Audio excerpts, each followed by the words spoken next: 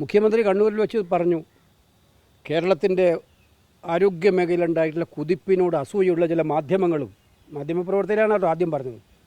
അതുപോലെ ശത്രുക്കളും ഒക്കെ കൂടി കിടക്കുന്ന കെണിയിൽ വീണു പോകരുത് എന്നാണ് ഡോക്ടർക്ക് കൊടുത്ത ഉപദേശം. അതിൻ്റെ പിന്നാലെയാണ്. അതുകൊണ്ട് തന്നെയാണ് ഇന്ന് മന്ത്രിമാർക്ക് വേറെ നോക്കേണ്ടി വന്നില്ല. അപകടം നടന്നു എന്ന് പറഞ്ഞ ഉടനെ തന്നെ ഒറ്റ വാചകം, അവിടെ ആരുമില്ല, അത് ഉപയോഗിക്കുന്ന കെട്ടിടമല്ല. മുഖ്യമന്ത്രിയുടെ മോഡലാണ്. കേരള മോഡലിനെ എവിടെയെങ്കിലും ദുരന്തം വന്നാലും ആക്രമിക്കപ്പെട്ടാലും ന്യായീകരിക്കേണ്ടതാണ് നമ്മുടെ ജോലി എന്നാണ് മന്ത്രിമാർ ധരിക്കുന്നത്. അല്ലാതെ അവിടുത്തെ യഥാസ്ഥിതി മനസ്സിലാക്കിയിട്ട് എന്താണ് പ്രശ്നമെന്ന് മനസ്സിലാക്കി അടിയന്തരമായി രക്ഷാപ്രവർത്തനം നടത്തി ഏത് ഒഴിഞ്ഞ കെട്ടിടമായിക്കോട്ടെ അതിനകത്ത് നമ്മൾ ആദ്യം നോക്കേണ്ടത് എന്താണ്? അതിനകത്ത് ആരും കുടുങ്ങിയിട്ടണോ അല്ല നോക്കേണ്ടത്. ഇത് കുടുങ്ങിയിട്ടില്ലാന്നങ്ങ് പ്രഖ്യാപിച്ചിട്ട് രക്ഷാപ്രവർത്തനം വേണ്ടെന്ന് വെക്കുകയാണോ ചെയ്യേണ്ടത്? അതാ ഞാൻ പറയുന്നത്.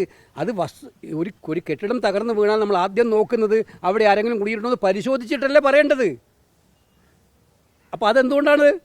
ഇതാണ് മനസ്സിലുള്ളത്. മുഖ്യമന്ത്രി പറഞ്ഞിട്ടുണ്ടല്ലോ, എന്ത് സംഭവിച്ചാലും ന്യായീകരിക്കുക. ഈ ന്യായീകരണ പണി മാത്രം എടുക്കുന്ന ജോലിയിലേക്ക് മന്ത്രിമാർ പോകുന്നുണ്ടല്ലേ.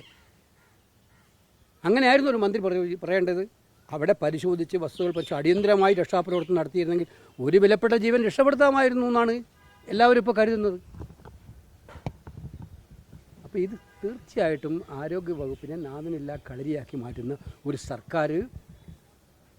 ആരെങ്കിലും സത്യം തുറന്നു പറഞ്ഞാൽ ആ സത്യം തുറന്നു പറയുന്നവനെ വേട്ടയാടി ഇല്ലാതാക്കുന്ന ഗവൺമെൻറ്.